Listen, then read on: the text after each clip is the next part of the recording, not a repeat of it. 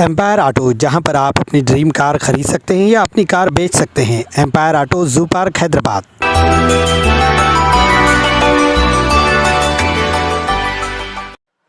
दोस्तों साथियों, मैं मोहम्मद रशीद आप तमाम का इंडिया 18 में खैर मकदम करता हूं और आप तमाम से गुजारिश करता हूं कि अगर आप हमारे चैनल पर नए हैं तो हमारे चैनल को सब्सक्राइब जरूर कीजिए ताकि आपके सब्सक्रिप्शन से हमारी हिम्मत अफजाई बनी रहे।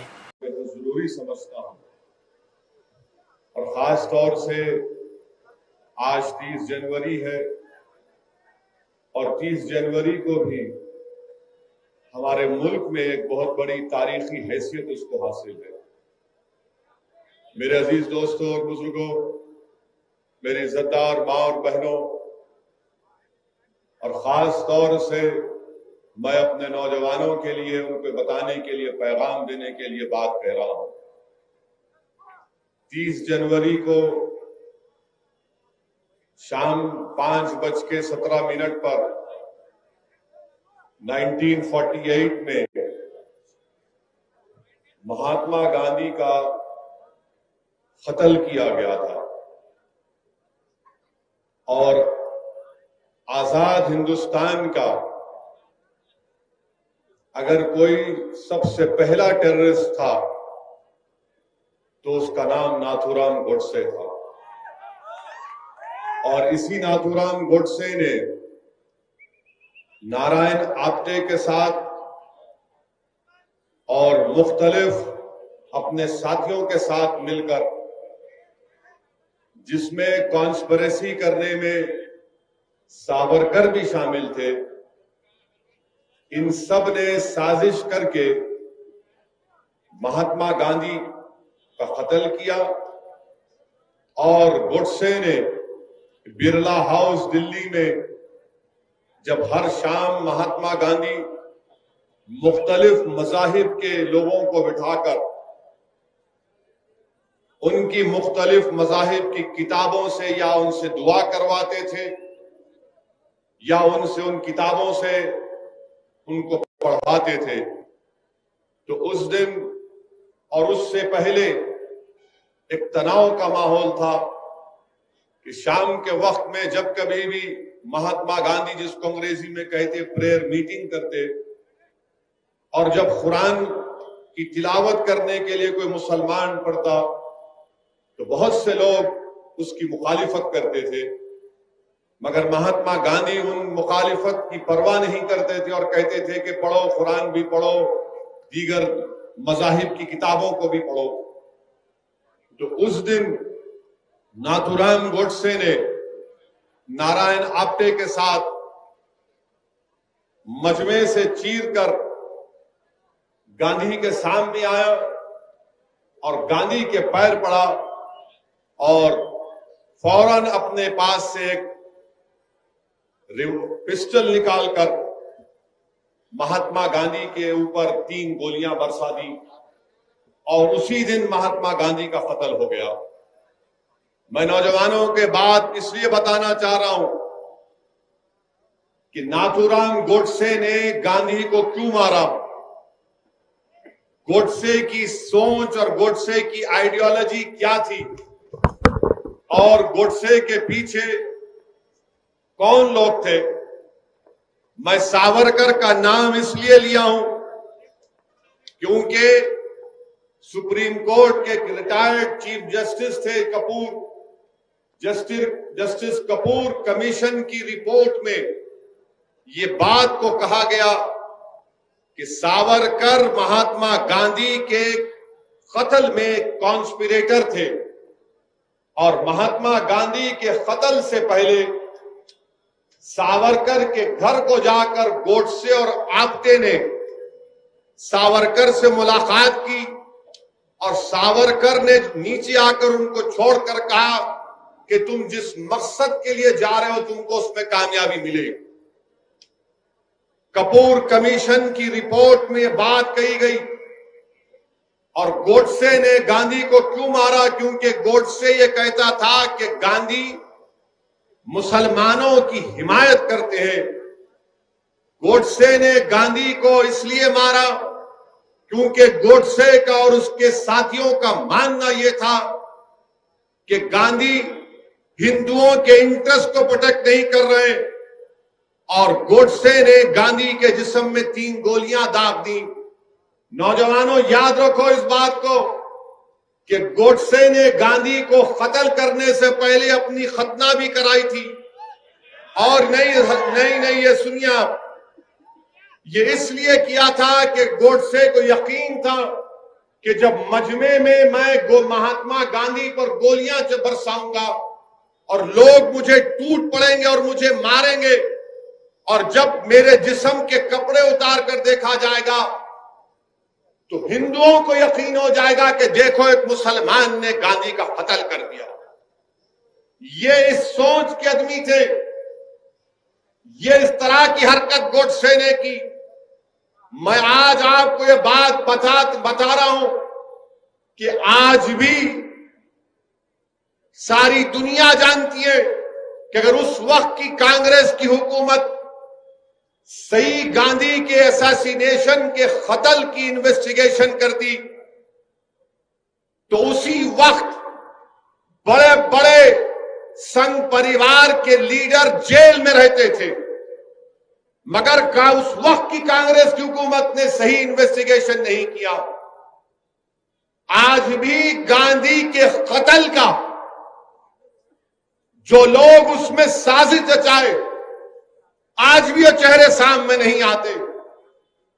अच्छा, ये गोडसे और नारायण आप्टे कौन थे? ये नारायण आप्टे एक दीक्षित महाराज के पास गया, दोनों गए, गोडसे और नारायण आप्टे, जाकर कहा कि दीक्षित महाराज, हम निजाम की पैसे लूटेंगे, तुम्हारे पास बड़े बड़े गाड़ियां, हमको बड़े बड़े गाड़ियां दे दो।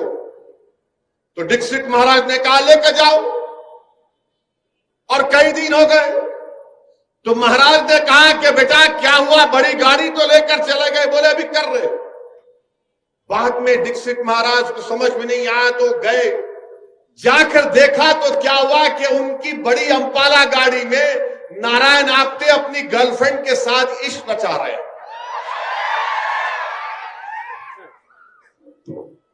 भाई आ जाइए, भड़काऊ भाषण हो रहा है, बीच में नहीं आ रहा। ये हिस्टोरिकल फैक्ट है, हिस्टोरिकल फैक्ट है। मैं बिल्कुल सच्चाई से कह रहा हूं। वो महाराज बोले ये क्या है, तुम तो गाड़ी लेकर गए थे निजाम के पैसे लूटने के लिए, और तुम यहां पर अपनी गर्लफ्रेंड के साथ हमटी डमटी मनी हनीमून क्या कर रहे हो? अक्सरेती तबकों की स्टेनगन ले लिए, उसको कॉक करना नहीं आया, इस्तेमाल करना नहीं आया। ये इनका बैकग्राउंड। और गोडसे का और एक बैकग्राउंड सुनो आप। गोडसे इस भारत देश का, आजाद भारत का सबसे पहला टेररिस्ट, और गोडसे जब पैदा हुए तो उनके मां बाप ने उनके नाक में नाक की बाली डाली और कई साल तक उनको बच्चियों के कपड़े पहनाए, क्योंकि उनसे पहले कई बच्चे होते थे, इंतकाल हो जाता था। तो मां बाप ने समझा कि नाथूराम को, इनका नाम नाथूराम नहीं था, वो नथ डालने से नाथूराम हो गए। तो कई साल तक उनके मां बाप ने उनको बच्चों के कपड़े पहनाए, उसके बाद उनको भाई पैदा हुए। तो गोडसे को एक तकलीफ थी कि मुझे अपनी मर्दानगी दिखाना है, मैं मर्द हूं, मैं मर्द हूं। उसको एक जहन में पैदा हो गई थी बात, ये नफ्सियात का शिकार हो गया था।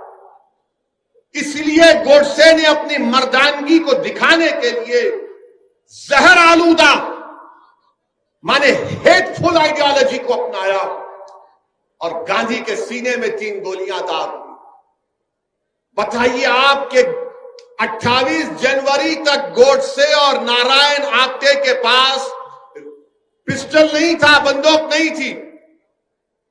अगर मैं गलत ना कहूं तो 9mm बेरेटा पिस्टल था। वो ग्वालियर का एक शख्स इन लोगों को पिस्टल दिया और कोर्ट में जो पिस्टल, जो हथियार गोडसे के हाथ में दिया वो छूट गया।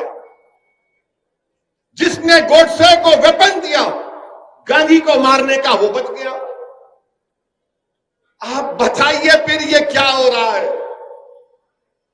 गोडसे ने और नारायण आप्टे को सजा हुई, उनको फांसी हुई, मगर आज भी आपसे कह रहा हूं कि जिन लोगों ने गोडसे को हथियार दिया, एक मर्तबा नहीं 5 मर्तबा बापू पर जान लेने का हमला इन तीन सबने मिलकर किया था। एक मर्तबा नहीं 5 मर्तबा, और 5वीं मर्तबा इनको कामयाबी मिली।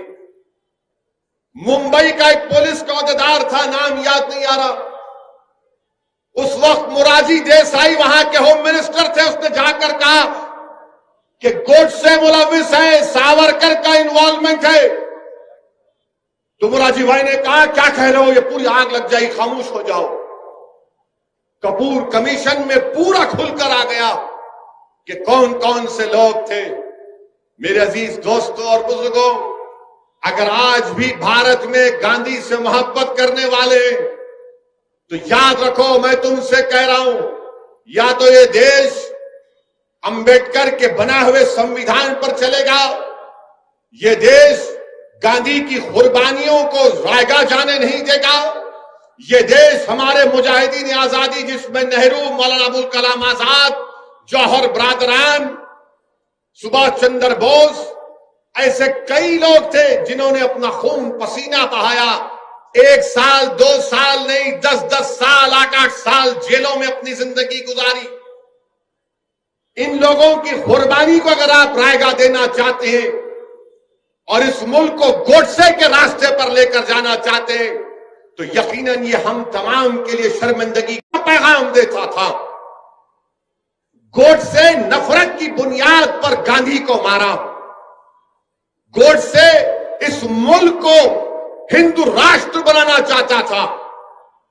और मैं ये इसलिए कह रहा हूं कि जब गांधी के कत्ल के चंद दिन के बाद गांधी के बेटे दिल्ली के पुलिस स्टेशन में जाकर गोडसे से मुलाकात किए, वो देखना चाहते थे कि कौन है वो शख्स जिसने मेरे बाप का कत्ल किया।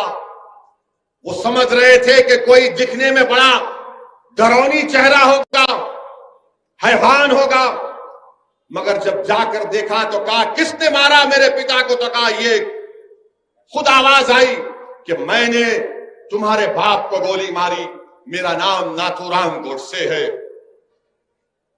क्यों मारी, गांधी के बेटे ने पूछा। तो क्या जवाब दिया गोडसे ने, कोई वजह नहीं, सिर्फ पॉलिटिकल वजह है। अब समझ में आई तुमको बात कि पॉलिटिकल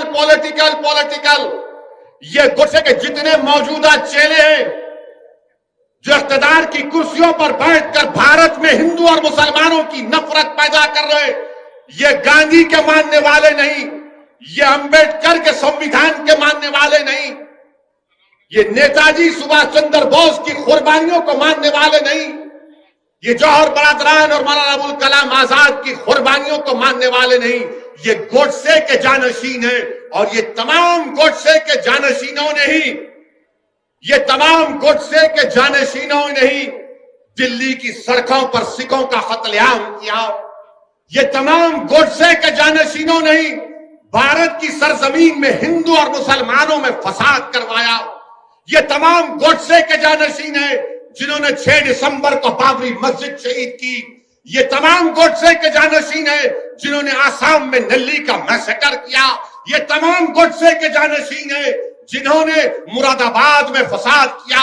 हर जगह पर अगर देखा जाए तो गोडसे के चाहने वाले हैं, क्योंकि गांधी का जो चाहने वाला है, यकीनन गांधी हिंदू थे, अपने मजहब पर चलते थे, राम को बड़ा मानने वाले थे, मगर गांधी जिस मोहब्बत और अकीदे से राम को मानते थे, ये आज मौजूदा दौर के गोडसे राम के नाम पर मुल्क में नफरत पैदा करना चाहते हैं।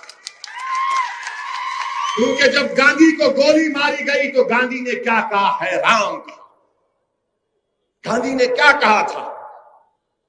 इसलिए नौजवानों फर्क समझो, ये गोडसे के जानशीन जो आज हमारे सामने हैं, इनको पहचानो, जो नफरत पैदा करना चाहते हैं हमारे भारत में।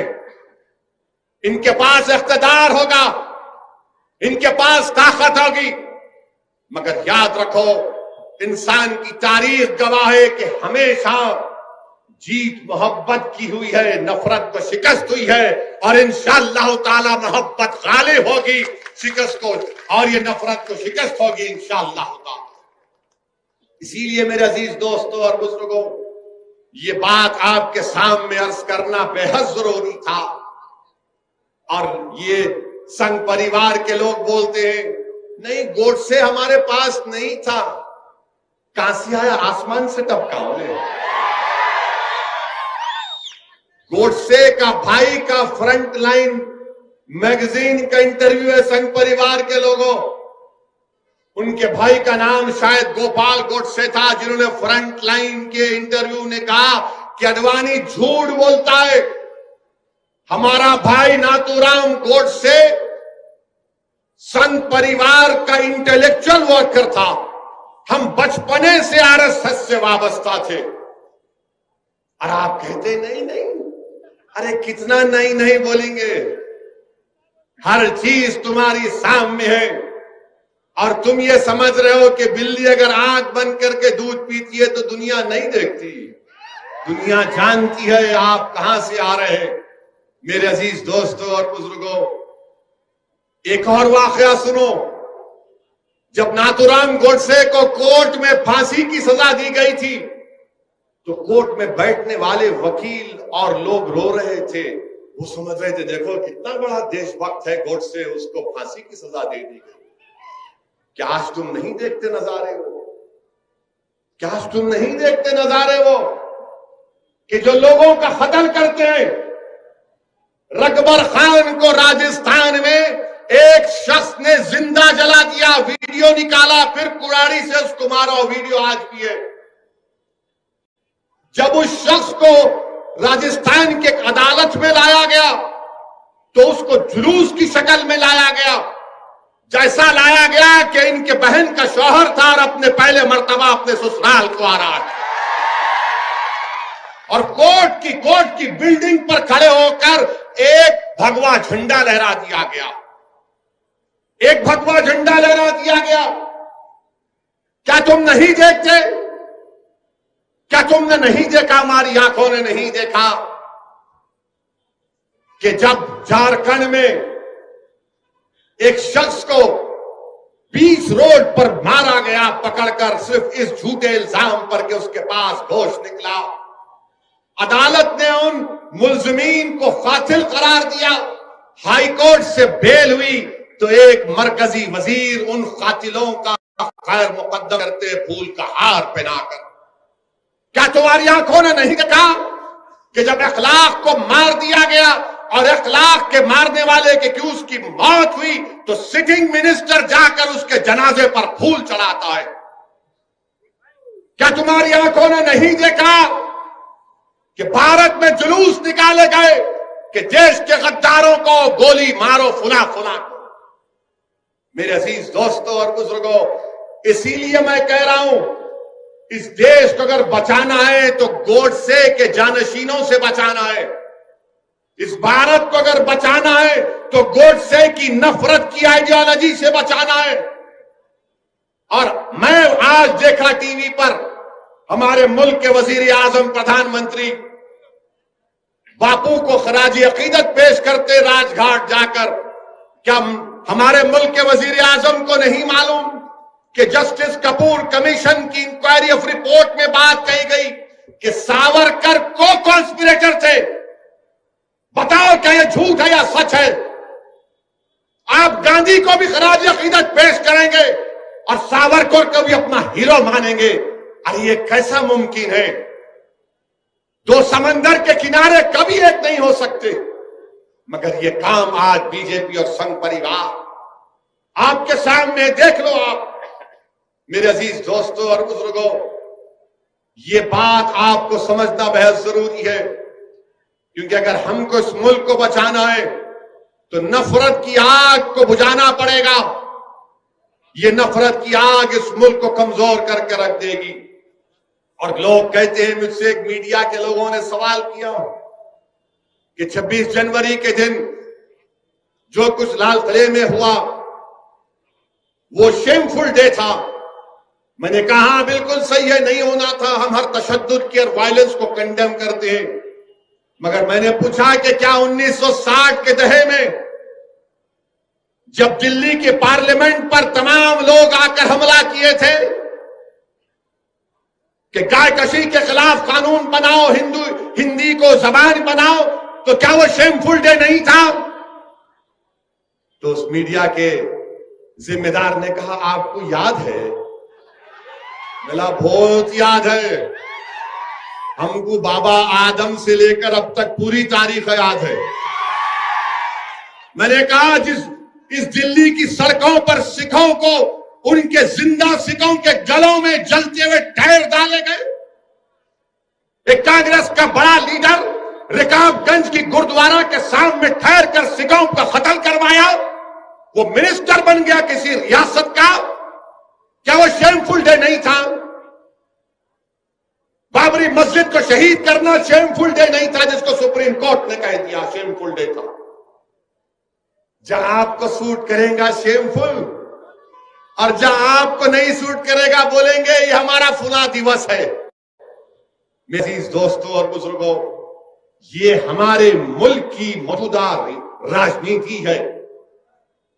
ये जलसा मजलिस इत्तेहादुल मुस्लिमीन के का एक कन्वेंशन के तौर पर जनाब अब्दुल रहीम साहब की जेर क़यादत ये जलसा रखा गया।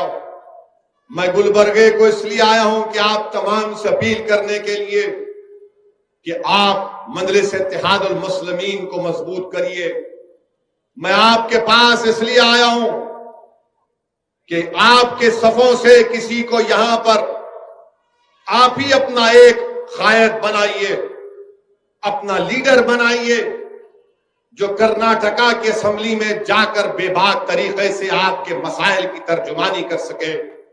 मैं यहां पर इसलिए नहीं आया हूं कि अपने आप को लीडर बनाने के लिए, मैं यहां पर इसलिए आया हूं कि जो पॉलिटिकल वैक्यूम पैदा हो गया मरहूम खबरुल इस्लाम साहब के इंतकाल की वजह से, उस पॉलिटिकल वैक्यूम को आपको फिल करना है, उस कमी को आपको पूरा करना है, मुझे नहीं आपको करना है। मैं बस इसलिए आया हूं कि आपको याद दिलाने के लिए ये वैक्यूम है, इस वैक्यूम को पूरा करो। इस पॉलिटिकल वैक्यूम को आपको पूरा करना है। पूरी कर्नाटका की आवाम, कर्नाटका की अक़लियतें, कर्नाटका के दलित, कर्नाटका की मजलूम आवाम, कर्नाटका के गयूर नौजवान आज ये देखना चाहते हैं कि जिस तरह 1978 में इसी गुलबर्गा शहर में एक नई सियासी तारीख आपने रकम की थी, आज असदुद्दीन ओवैसी आपके पास आकर गुजारिश करने आया है कि 2021 में हमारे बुजुर्गों ने 1978 में जो तारीख रकम की थी, नौजवानों तुमको आज वो तारीख गुलबर्गा में दोहराना है, और इंशाअल्लाह ताला मैं तुम्हारा साथ ठहराऊंगा और हम उस तारीख को दोहराएंगे गुलबर्गे में। ये काम आपको हमको मिलकर करना है। मजलिस पर इल्जाम तो बहुत लगते हैं, हर इल्जाम मजलिस पर ही लगता है। हम इलेक्शन लड़ने जा रहे बंगाल को, तो ये बैंड बाजा की पार्टी, जिसको कभी कांग्रेस पार्टी भी कहा जाता था, ये लोग शुरू हो गए। देखो बी टीम आ गई। अच्छा उन्हों काफी नहीं थे तो ममता बनर्जी भी शुरू हो गई। ओवैसी ये ओवैसी वो। अरे भाई आखिर मैं ही मिला क्या? तुम लोगों को कोई और नहीं है भारत में? बी टीम, सी टीम, वो फुलान टीम। अरे आप क्या किए बताओ? कौन सा कारनामा अंजाम दिए? कर्नाटका में कांग्रेस के एमएलए कूद के जाकर बीजेपी में चले गए। मेरे से पूछ के गए थे, मेरे से बात करके गए थे, या इलियास बागवान साहब के पास आकर बैठे, जरा बाग में केला खिलाओ हम तुम्हारे साथ चलते, या अब्दुल रहीम के पास जाके बोले थोड़ा मिर्ची लगा दे हम दौड़ते। पूरे के पूरे भाग गए। अरे पतली गली पकड़ के भाग रहे, तुमको भागने वाला नजर नहीं आ रहा, तुमको एक ही मर्द नजर आ रहा। अल्हम्दुलिल्लाह तुम्हारे लोग भाग गए, भाग के रिजाइन करके जीत भी गए, मिनिस्टर भी बन गए, और आपको कोई नजर नहीं आ रहा। अरे हिम्मत है तो बोलो ना उनको। उनको नहीं बोलते पैसा लिया बीजेपी से, ना ममता बोलती ना कांग्रेस बोलती। जहां बात आती मुसलमान की तो पैसे की बात आ जाती। बताओ, ये तुम्हारी फिरका परस्ती है, ये तुम्हारी घटिया सोच है कि जहां पर ओवैसी का नाम आया तो बी टीम, और जहां पर तुम्हारी पार्टी का आदमी भाग गया तो बोलते नहीं, भटकते उन्हें वापिस आ जाता उन्हें। फिर मीडिया वाले पूछते ओवैसी, अरे नहीं, उन्हें तो पूरा उनका ही है। मैं किसी का नहीं हूं, ना कभी किसी का रहूंगा। इंशाअल्लाह ताला मैं तुम्हारा था और तुम्हारा ही रहूंगा इंशाअल्लाह ताला। असदुद्दीन ओवैसी का तारुफ यह है, सुनो, मैं किसी तारीफ का मोहताज नहीं हूं। मैं पाक रसूल मोहम्मद सल्लल्लाहु अलैहि वसल्लम के दर का कुत्ता हूं। ये मेरी तारीफ और तारुफ है। मुझे किसी की तारीफ या हिमायत या वाहवाह की जरूरत नहीं है। मैंने हमेशा कहा और आज भी कह रहा हूं कि अल्लाह सुब्हानहू तआला ने अपने हबीब पाक सल्लल्लाहु अलैहि वसल्लम के सदक़े और तुफैल में मुझे इतनी इज्जत दी कि मैं कभी सोच भी नहीं सकता था कि मैं उस मुकाम पर पहुंचूं। मेरे अजीज दोस्तों और बुजुर्गों, लगाएंगे नारा, आखिर में लगाएंगे, बहुत लगाएंगे, लगाएंगे।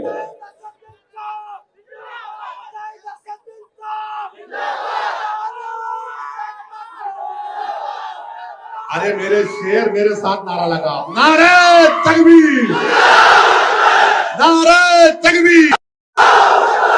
अब एक और नारा लगाना है, वो किसानों तक जाना। लड़ रहे मोदी के खिलाफ सिंगूर बॉर्डर पर, मेरे शेरों लगाएंगे नारा। आप तो लगाओ, हिंदुस्तान, भारत, भारत। जरा जोर से पुकारो, ऐसा नहीं होता अभी से तुम हाँ कर रहे, हाँप रहे।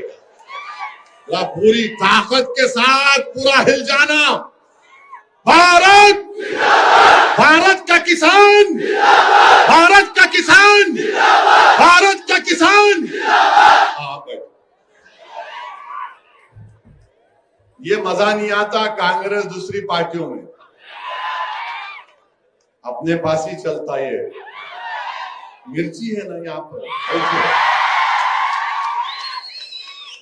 मजलिस से मुखालिफत। हम बिहार में इलेक्शन लड़े, बिहार में इलेक्शन 20 सीट पर लड़े, 20 सीट पर हम इलेक्शन लड़े। अच्छा, पहले बिहार से पहले कर्नाटका असेंबली के इलेक्शन में हम कुमारस्वामी और देवेगौड़ा साहब की तायीद करें। ये हमारे को नहीं मालूम था तायीद करे। जब उन्होंने सीएम बन रहे थे, मैं मुल्क से बाहर था, उम्रा करने जा रहा था। बोले आप आओ, मेरा मैं नहीं आता। बोले क्यों नहीं आते? मेरा मैं डाइस पे नहीं खड़े रहता, एक से एक हमा किस्म के लोग बैठे, मैं नहीं आ सकता। और आप बहुत बड़ी गलती कर रहे कुमारस्वामी, कांग्रेस के साथ जाकर आप पछताएंगे, याद रखना। गए, मगर आप देखे तो क्या है, कुमारस्वामी भी बीजेपी के साथ हाथ में हाथ पकड़ के रोमांस कर रहे। चेयरमैन हमारे को दे दो, तुम वाइस चेयरमैन। ये कैसा मोहब्बत है रे तुम लोग? एक पे रहना ना, वो भी नहीं। अब चेयरमैन का इलेक्शन है, हमारे को चेयरमैन दे दो, हमारे को वो दे दो। अरे गारत का घड़ा बढ़ता नहीं तुम लोगों का? जो भी हमारे को लाओ लाओ लाओ लाओ लाओ, जो भी है खींच लो। मेरे अजीज दोस्तों और बुजुर्गों, बिहार में 20 सीट पर हम लड़े, 5 पे अल्हम्दुलिल्लाह अल्लाह ने कामयाबी दी। अब बचे जो 15 सीट है, 9 सीट पर आरजेडी, कांग्रेस, सीपीआई, सीपीएम, सीपीएमएलए बनके महागठबंधन बनाए।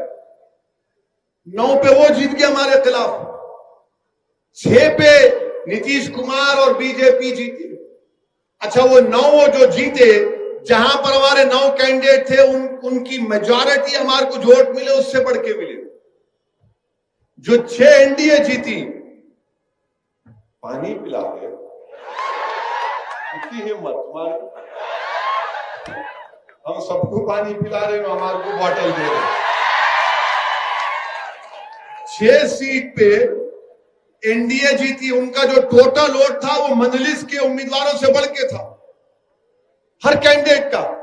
मगर उसके बाद शुरू हो गए, देखो उन्हों करे, देखो उन्हों करे।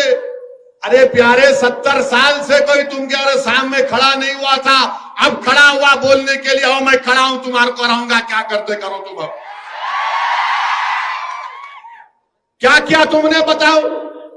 आज बिहार की सरजमीन पर, सीमांचल की सरजमीन पर, सीमांचल की जनता ने मजलिस इत्तेहादुल मुस्लिमीन को कामयाब किया, और वहां की खास तौर से खवातीन से जब जाकर मीडिया के लोग पूछते थे अब की बार किसको वोट देंगे, वो गोल टोपी वाले को दे रहे। मेरे को जब मालूम हुआ, मेरा गोल टोपी तो सबकी गोल रही थी, ये बोले नहीं वो गोल टोपी वाला। तो मीडिया के लोगों ने बोला क्यों देंगे, तो हमारी मां और बहन ने कहा कि उसको सत्ता से मोहब्बत नहीं है। ये बात बिल्कुल सही है। हमको इख्तिदार की कुर्सियों पर बैठना हमारा मकसद नहीं है। हमारा मकसद यही है कि दलित मुसलमान से इंसाफ हो। मुझे कोई मिनिस्टर बन के अपनी गाड़ी पे लाल लाइट लगाए टाई टाई करके निकलना नहीं है। मेरा मकसद यह है कि अगर मेरा नुमाइंदा कामयाब होगा तो वो जब ऐवान असेंबली में जाएगा तो गरीबों की आवाज बनेगा, वो मजलूमों की आवाज बनेगा, वो हक के लिए लड़ेगा, ऐवान को हिला के रख देगा। हमको अब तक हम सिर्फ ओहदों के लिए कामयाब करते आए, अब हमको ओहदों की जरूरत नहीं है, मिनिस्टर की बनने की जरूरत नहीं है।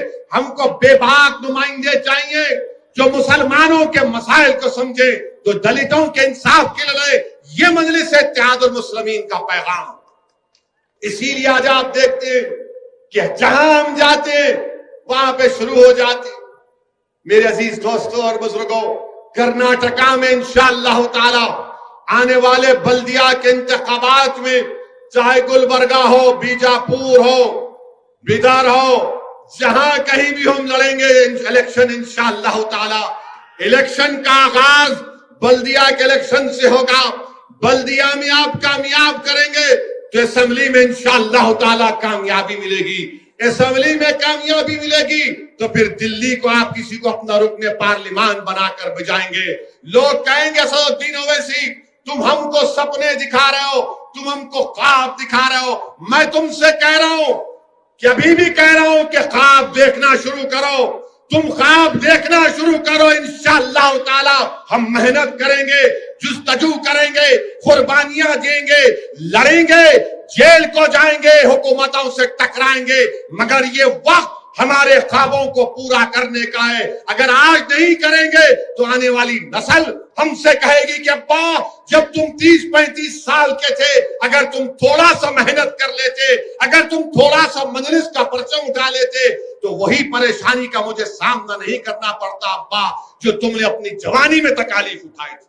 तो आने वाली नस्ल के लिए हमको अपनी सियासी जदोजहद करना है, अपने आने वाली नस्लों के लिए, उनके रोशन मुस्तकबिल के लिए। और भारत की तल हकीकत याद रखो नौजवानों, इस मुल्क की तल हकीकत यह है कि जिसके पास आवाज है, जिसके पास उसके नुमाइंदे हैं, उसी की बात को सुना जाता।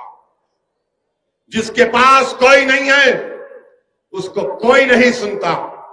इसीलिए मेरे अजीज दोस्तों और बुजुर्गों, मुत्तहिदा तौर पर अपने के कोर्ट का इस्तेमाल करिए। कांग्रेस पार्टी अब में दमखम नहीं है। मैं बार बार कह रहा हूं, इनसे नहीं हो पाएगा, इनसे नहीं हो पाएगा। इनको बड़ी तकलीफ जरूर होगी कि ये गुलबर्गा में आकर, कर्नाटका में आकर, मुल्क मुल्क में जाकर हमारे बारे में ऐसी बात कर रहा है। अरे हकीकत यही है। अगर आज मुल्क में यूएपीए का कानून में मासूम लोग जेलों में सड़ रहे हैं, 80 साल के बूढ़े को ऐनक नहीं दी जाती, पीने के लिए स्ट्रॉ नहीं दिया जाता, तो फिर इसका जिम्मेदार यही कांग्रेस पार्टी है, यही कांग्रेस पार्टी है। इन्होंने यूएपीए बनाया था। फिर जब 2008 में चिदम्बरम थे मिनिस्टर, होम मिनिस्टर, मैं यूपीए में था, मैंने मुखालिफत की, आपने यूएपीए को और मजबूत किया। फिर अमित शाह ने कानून लाया 2019 में, यही कांग्रेस ने लोकसभा राज्यसभा में उस कानून की तायीद की। आज आकर आप हमसे पूछते हैं कि बताओ ये क्या हो रहा है, तुम क्यों लड़ रहे हो? याद रखो, मैं जब तक अल्लाह मुझे जिंदा रखेगा इंशाअल्लाह ताला मैं लड़ता रहूंगा। और एक बात याद रखो आप कि कभी हारने से डरना नहीं, कभी हारने से नहीं डरना। आज हारे कल जीतेंगे इंशाअल्लाह। जिस दिन तुम ये हार का खौफ अपने दिलों से निकाल दोगे, हार का खौफ अपने दिलों से निकालो, जीत की उम्मीद रखो और जुस्तजू करो, मेहनत, अपनी पार्टी को मजबूत करना है। और मुझे यकीन है कि इंशाअल्लाह ताला जिस तरह बिहार में मजलिस को कामयाबी मिली, मुझे यकीन है कि इंशाअल्लाह ताला मुल्क के कोने कोने में, खास तौर से कर्नाटका में मजलिस को आप अपनी दुआओं से, अपनी मोहब्बतों से नवाज कर मजलिस को कामयाब और कामरान करेंगे। मेरे अजीज दोस्तों और बुजुर्गों, यहां पर बीजेपी की हुकूमत एक नया कानून पास कर दिए कि पहले गाय कशी पर कानून था, अब तो बोले कि कुछ भी नहीं कटना, कटना ही नहीं कहते, कुछ भी नहीं काटना, काटना ही नहीं। अच्छा क्या कानून बनाए? मैं देख रहा था, गाड़ी में आते आते पढ़ रहा था, अजीब और गरीब कानून बनाए। चीफ मिनिस्टर कर्नाटका, क्या कानून, क्या मजा नहीं आ रहा, खाने में बोल रहे हो, बोलता हूं उसमें भी आप तुम अब दिमाग खोल दी मेरा, तहारी बोलते हो। कानून क्या है कि अगर पाशा भाई के घर में एसआई आ गए, पुलिस स्टेशन के घर में पाशा भाई के पुलिस वाले आके बोले तुम्हारे पास 2 भैंसा खड़े हुए पाशा भाई, तो बोले हाँ दूध देते, नहीं नहीं नहीं तुम काट रहे हो उसको, मैं लिख जा रहा हूं, मैंने कानून में लिखे हूं। पाशा भाई के घर में आके भैंस भी लेके चले जाते, पाशा भाई का ऑटो का ट्रालर भी लेके चले जाते, बोलते नहीं अरे ट्राली गई को लिख जा रहे एसआई साहब, तो बोले तो स्मगलिंग कर सकते। उसके बाद क्या करते हैं उन्होंने, उसको सीज करके एसडीएम को देते। एसडीएम क्या करता, पाशा भाई के घर पे कब्जा कर लेता। ये कानून है, याद रखो आप, पाशा भाई घर पे कब्जा कर लेता। अब एसडीएम ये भी कर सकता, करो नहीं ये घर में उन्होंने काटे या काट सकते, मैं घर को बेच देता, ये कानून बनाया। और वहां दिल्ली में बैठ के दिल्ली के मौजूदा बादशाह बोलते भाइयों बहनों सबका साथ सबका विकास। अरे कहीं का भैंस का साथ दे रहे, किसका साथ दे रहे आप? सबका साथ सबका विश्वास सबका सबका, अरे सबका सबका कहां है भाई? पाशा भाई की भैंस को लेकर जाएंगे, पाशा भाई की ट्राली को लेकर जाएंगे, पाशा भाई के घर, और कोर्ट में जब कोर्ट में कुछ फैसला है ना घर को लेकर भेज देंगे। ये कानून बना, अजीब और गरीब कानून। अच्छा फिर उसके बाद आपको मालूम कि चाहे भैंस हो बैल हो, ये जितने कैटिल हैं इसकी कोई चीज खराब नहीं जाती। इसकी हड्डियां जेलेटिन फार्मास्यूटिकल में जाते, सींग जो होते हैं सींग से बटन बनता, मत नहीं बनाते बटन, तुम बटन बगैर बटन के पहनो, हमको बगैर बटन कर रहे, तुम बगैर बटन करो, दिखाओ चलो। उससे सींग से बटन बनता। आपको मालूम कि ये जो हड्डियों की और जेलेटिन की इंडस्ट्री कितनी है? 2000 करोड़ की इंडस्ट्री है ये पूरे मुल्क में। और कर्नाटका के जो बूचर एसोसिएशन ने सही कहा कि 40-50 लाख के करीब लोगों का रोजगार बर्बाद हो जाएगा। क्यों कर रहे हैं आप ये? क्या आप नहीं जानते कि ये किसानों का मसला है? क्या करेगा किसान जब भैंस दूध नहीं देगी? क्या करेगा किसान जब गाय दूध नहीं देगी? आप खरीदो ना उन लोगों से, खरीदो उन लोगों से जब गाय और भैंस दूध नहीं देती, खरीदो आप। अब आप देखेंगे कि पूरे छोड़ देंगे गाय और भैंस को, वो किसानों के फसलों को जाकर खा लेंगे। इस तरह बनता वो मुर्गी के चमड़े से बनता, बकरी के चमड़े से बनता। क्रिकेट खेलेंगे मगर तुम मटन नहीं खाना। ये क्या बात है भाई मेरे? क्या बात है बताओ आप? एक मजाक बना के रख दिया इस मुल्क में आप। अच्छा फिर आप देखें, हाँ चप्पल भी। अच्छा बात करें कि बीजेपी वाले बोलते क्या ओवैसी संविधान में नहीं लिखा है आर्टिकल 48? प्यारे मेरे कान में फूल नहीं है, मैं भी थोड़ा पढ़ा लिखा हूं। डायरेक्टिव प्रिंसिपल है। आप याद रखो नौजवानों, कहीं डिबेट हुई तो तुम्हारे को बोलो आर्टिकल 48 है, तुम बोलो आर्टिकल 47 पढ़ा तू। अरे जाहिल हौले, पढ़ा नहीं पढ़ा बोल। आर्टिकल 47 क्या बोलता मालूम आपको? भारत का संविधान का आर्टिकल 47 ये बोलता कि हुकूमत की जिम्मेदारी है कि न्यूट्रिशन, ताकत में, बच्चों में, भारत के बाशिंदों में न्यूट्रिशन का इजाफा हो। दूसरा बोलता कि आपकी जिंदगी का मियार उठे। तीसरा ये बोलता कि लोगों की सेहत अच्छी हो। और चौथा आर्टिकल 47 ये बोलता कि साइंटिफिक टेम्परामेंट पैदा हो। आर्टिकल 47 में न्यूट्रिशन। अच्छा आप देखो बाप, कर्नाटका में नेशनल फैमिली हेल्थ सर्वे का चौथा राउंड हुआ। उन्होंने क्या कहा कि शेड्यूल ट्राइब, शेड्यूल कास्ट के खास तौर से इसमें 39% बच्चे स्टंटेड हैं, यानी जो उनका हाइट होना उससे कम होता।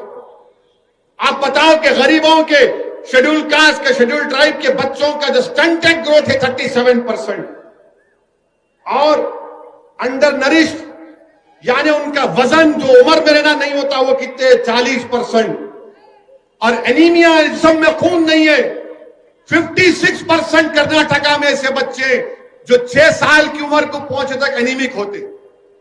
अब आप क्या कर रहे हैं इन लोगों?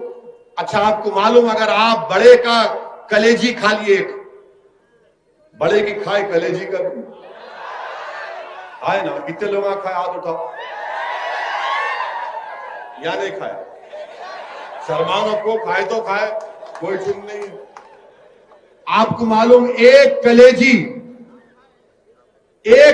अगर आप खाए तो 1.5 किलो दाल से ज्यादा उस कलेजी में ताकत होती। मैं ये नहीं बोल रहा हूं दाल नहीं खाना, मैं तो बहुत मजे से खाता हूं दाल को। वो इसलिए कि ये साइंटिस्ट ने कह दिया कि कलेजी खाने से iron, zinc, vitamin A, B12, calcium का उसमें बहुत ज्यादा होता। अच्छा मैं हमारे सलीम साहब को बोला था गुलबर्गे में दाल की कीमत तो मालूम कर दो। चना दाल 180 रुपए किलो, माशाल्लाह सही है मिर्ची से।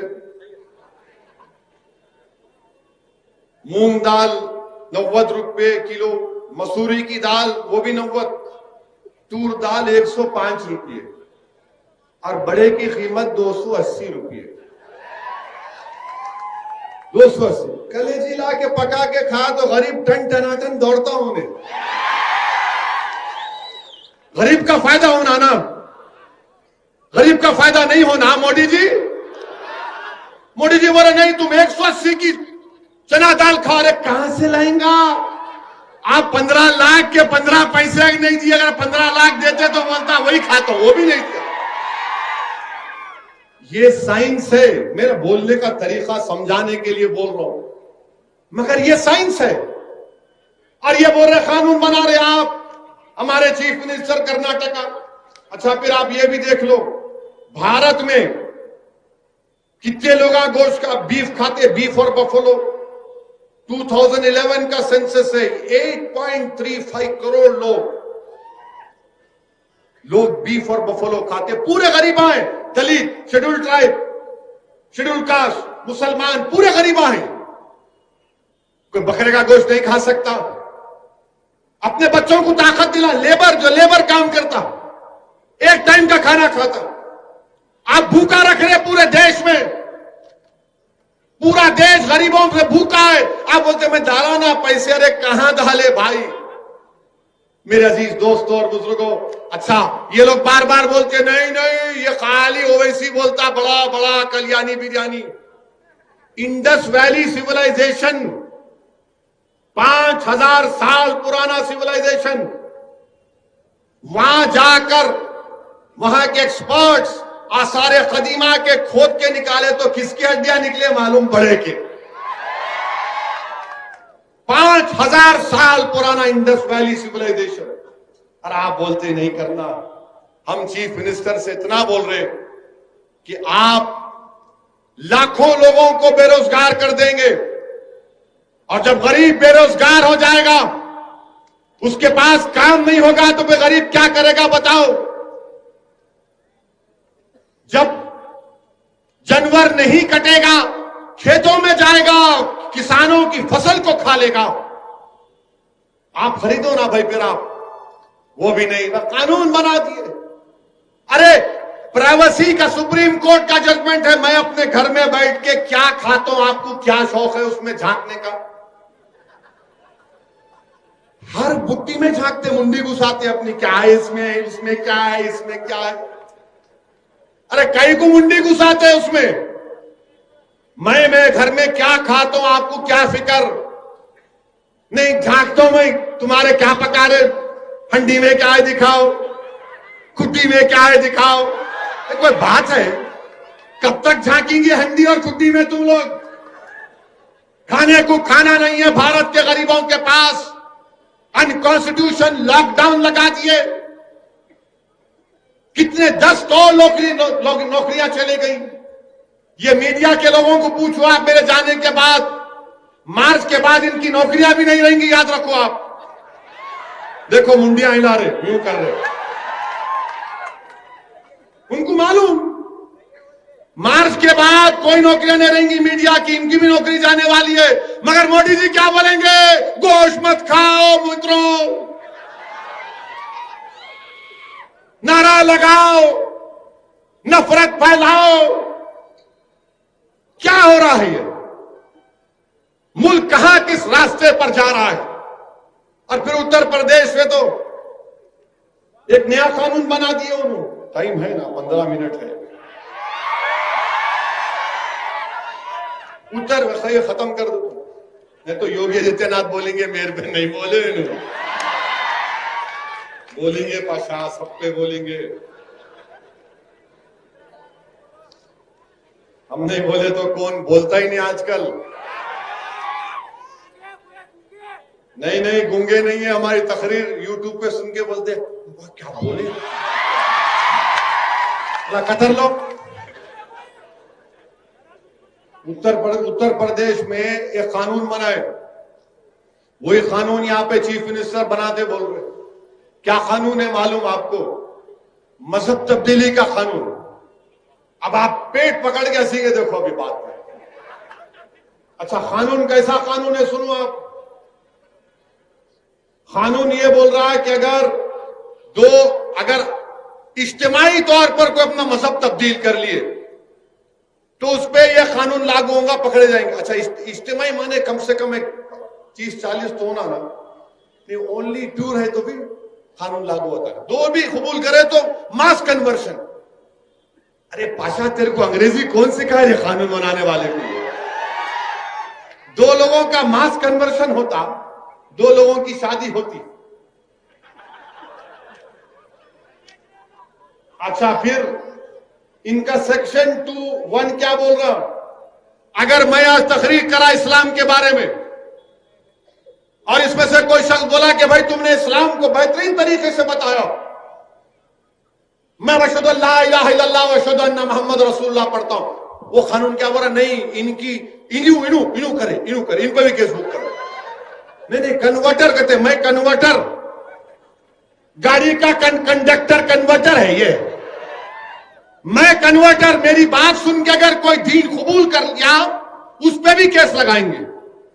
और फिर आप क्या बोल रहे हो उस कानून में, क्या बोल रहे कि एडिंग एबेटिंग का सेक्शन 2(1) और उसके बाद, अच्छा इसमें हैरत अंगेज बात देखो आप, सेक्शन 4 में अगर एक मियां बीवी किसी बच्चे को गोद ले लिए, बच्चा जाके कंप्लेंट दे सकता है मेरे अम्मा अब्बा मजहब तब्दील कर लिए, केस बुक करो। नहीं, हंसने का नहीं है, वो दिमाग वाले वो लोग, वो पूरा फर्स्ट फ्लोर खाली खाली खाली खाली। और फिर ये भी बोलते कि रोड चलता आदमी जाके कंप्लेन कर सकता है, मैं बदल दिए मजहब इनू, कैसा मालूम तेरे को? नहीं, मैं रोड चल रहा था देखा, केस बुक कर दो इसमें। वो कानून में डाल दिए, सेक्शन बोल रहा हूं आप 8(3).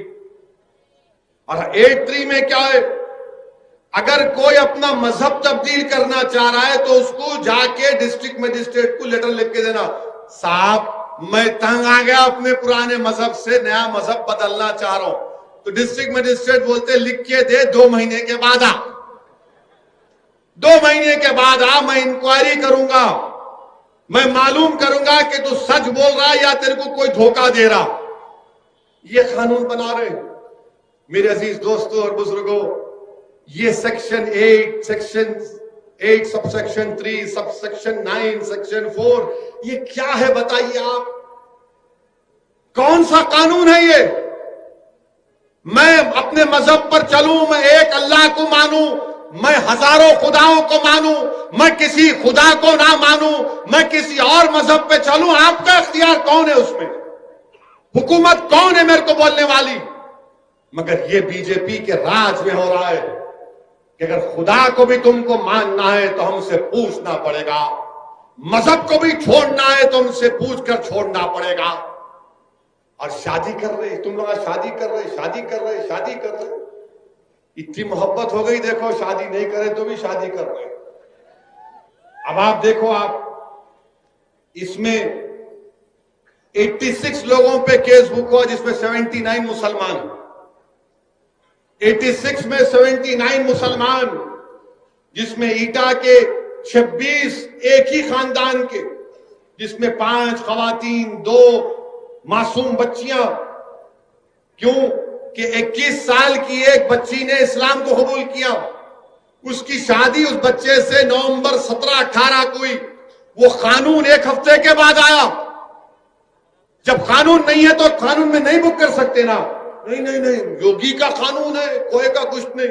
हमारे कॉन्स्टिट्यूशन में आर्टिकल 20 सबसेक्शन 1 क्लियरली बोलता, अगर कोई कानून नहीं है तो उस पर केस नहीं बुक हो सकता।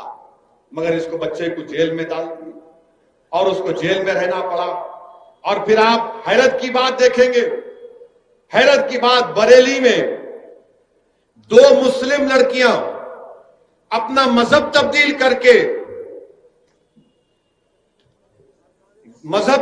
करके शादी करते हैं तो पुलिस उनको प्रोटेक्शन दी। एक मुसलमान बच्चा अपने कॉलेज के दोस्त के साथ बैठ के पिज्जा खाया तो उसके बाप के पास जाकर उस पर प्रेशर डाल के बोले, देख तेरी बेटी को इन्हें मुसलमान बनाना चाह रहा, केस बुक करके। वो बच्चा अब तक जेल में पड़ा हुआ है। उसका जुर्म क्या, खाली पिज्जा खाया हुआ। उसका बाप बोल रहा कि मेरे को पुलिस वाले मजबूर करे केस बुक करने के लिए। ये इनका कानून है मेरे अजीज दोस्तों और बुजुर्गों। ये मुल्क को किस रास्ते पर लेके जा रहे हैं आप देखो। कौन बोल रहा है इनके खिलाफ? कोई नहीं बोल रहे, और हम भी टीम है। और मेरे अजीज दोस्तों, अब ये बीजेपी वाले बोलेंगे हो रहा नहीं हो रहा। अरे दीवाने, इंडियन पीनल कोड का आईपीसी 493 के अगर मैं किसी को धोखा देकर शादी करता हूं, कोई मर्द अगर किसी औरत को धोखा देकर शादी करता तो सजा है 10 साल। आईपीसी का क्या है, कानून मौजूद है। मगर अब क्या हो रहा, अब ये जो नाम निहाद जो सेकुलर लोग आए ना, जब मैं ट्रिपल तलाक पे आकर हम मुखालिफत कर रहे थे, जुलूस निकाल रहे थे, ये सब बोल रहे थे असदुद्दीन ओवैसी क्या कर रहे हैं आप मुस्लिम बहनों पर जुल्म कर रहे हैं, उनको कुचला जा रहा है, दबाया जा रहा है, आप क्यों साथ दे रहे हैं? मैंने कहा शादी एक सिविल मैटर है, शादी एक सिविल मैटर है, इसमें क्रिमिनल पीनल प्रोविजन नहीं आना चाहिए। आज वही लोग मेरे को फोन करके बोले कि असद साहब, उस वक्त अगर हम आपकी बात को समझ जाते तो आज हम ये गलती नहीं करते थे। शादी कोई भी किससे भी कर सकता है, कौन रोक सकता भाई? इश्क आ गया, बोलता मैं मजनू हो गया, बस आंखों पे पर्दा पड़ जाता, कुछ भी नहीं, उससे करता हूं। अब्बा बोलते, नाना बोलते, दादी बोलते, अम्मा बोलते, देख तेरा दूध माफ नहीं करूंगी, नहीं बोलता अम्मा बाद में माफ कर, पहले शादी करा दे। इश्क हो गया मेरे है भाई, हो जाता हूं। अगर आप घर में सही तरबियत नहीं देंगे तो ऐसी होता, मगर इश्क है। इसीलिए बंदा नवाज क्या बोले थे, बंदा नवाज क्या बोले मालूम आपको? अपने 11 रसायल में बंदा नवाज लिखे, आशिक, इश्क और माशूक एक हो जाना, इश्क, आशिक, माशूक एक हो जाना, जब ये एक हो जाते तो फना फिल्ला हो जाता। फिर यही बात तो समझना है। खैर ये दूसरी गुफ्तगू उधर लेके जा रहा हूं आपको, मगर ये इनका कानून ये है, इनका कानून ये। अच्छा, आप कानपुर में एक एसआईटी बनाई गई, जो कानपुर की एसआईटी ने 14 केसेस में इंक्वायरी करके कहा कि ना फॉरेन फंडिंग हुई, ना किसी पर जोर जबरदस्ती करके मुसलमानों ने शादी की। कर्नाटका की सीआईडी 2009 में केस हुआ था बड़ा मशहूर, कि कर्नाटक से शादी करी, कर्नाटका की सीआईडी ने कहा कि कुछ दमी नहीं। हदिया का केस सुप्रीम कोर्ट तक चला गया। आप बताइए मुल्क कहां जा रहा है? मैं किससे शादी कर रहा हूं, आप आके झांकते? क्या खा रहा हूं मेरी कुंडी में आके झांकते? भूखे हम, खाने को खाना नहीं है। लॉकडाउन के बाद इकोनॉमी बर्बाद हो गई, मगर इसकी कोई फिक्र नहीं है बीजेपी के लोगों को। मेरे अजीज दोस्तों और बुजुर्गों, आज आप देखते हैं कि हमारा किसान जो आपको हमको खाना खिलाता है, उस पर लाठियां बरसाई जा रही हैं, उसको मारा जा रहा है, उनके सरों को फोड़ दिया जा रहा है। मैं गुलबर्गा की इस मुबारक सरजमीन से सिंगूर के किसानों को पैगाम दे रहा हूं कि हम आपके साथ हैं। यह आपकी लड़ाई नहीं है, हमारे किसान भाई और बहनों, हम आपके साथ हैं। आप लड़िए। और एक बात मालूम हो गई, याद रखो मेरी इस बात को।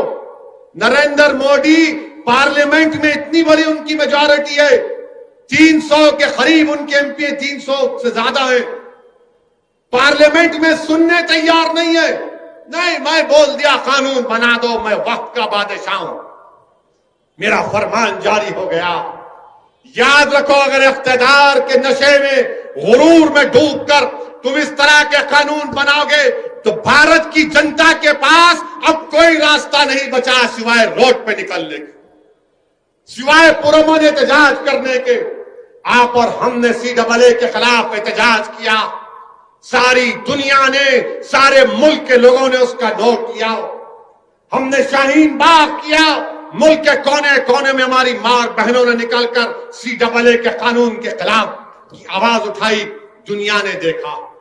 मेरे अजीज दोस्तों और बुजुर्गों, याद रखो, एहतजाज सियासत का एक बहुत बड़ा हिस्सा है। अगर तुम सिर्फ जलसों में सुनकर, नारे लगाकर, आंख में आंसू लाकर अपने घर को चले जाओगे और फिर उस पैगाम पर अमल नहीं करोगे तो कुछ हासिल होने वाला नहीं है। मैं आपसे सिर्फ यही अपील कर रहा हूं कि ये वक्त उठने का है। नौजवानों, ये वक्त हासिल करने का वक्त है। ये वक्त अपनी पार्टी के परचम को बुलंद करने का वक्त है। अब सेकुलरिज्म की जिम्मेदारी हमारे कंधों पर अब नहीं रह सकती। ये सेकुलरिज्म के नाम पर मुसलमानों को धोखा देते रहे, अब सेकुलरिज्म की जिम्मेदारी दूसरे पार्टियां निभाएंगी। अरे सब लोग एक होकर बीजेपी को कामयाब पे कामयाब करते जा रहे हैं, और हम क्या है, हमारे हाथ में एक डब्बा दे, बजा सेकुलरिज्म, बजा सेकुलरिज्म। कोई सेकुलरिज्म को बजाने की जरूरत नहीं है।